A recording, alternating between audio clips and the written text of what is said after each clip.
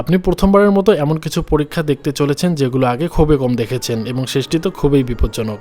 প্রথমে একটি মুরগিকে এভাবে ধরে সামনে একটি রেখা আঁকুন, তারপর দেখবেন যে মুরগিটি হিকমোটাস হয়ে গেছে এবং সে কোথাও যেতে পারে না, ঘন্টার পর ঘন্টা এরকম করে এভাবেই থাকবে। তারপর সেই রেখা হাত দিয়ে মুছে ফেলার সাথে সাথে সেই মুরগি সেখান থেকে চলে যাবে।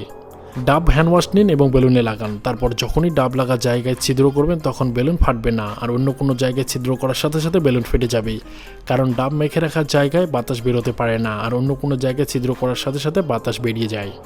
বরফের টুকরোগুলো একটি পাত্রে রাখতে হবে এবং তাতে পানি যোগ করতে হবে। এখন এখানে বরফের উপর একটি সুতা দিতে হবে এবং কিছু লবণও ঢেলে দিতে হবে। কিছুক্ষণ পর এই সুতা বরফের সাথে লেগে থাকবে।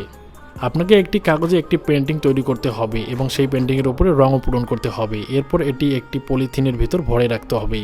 তারপর চিত্রকে পলিথিনের উপর মার্কার দিয়ে হাইলাইট করে দিতে হবে। তারপর যখনই এই পেন্টিং জলে রাখবেন তখনই দেখবেন যে রং দেখতে পাওয়া যায় না।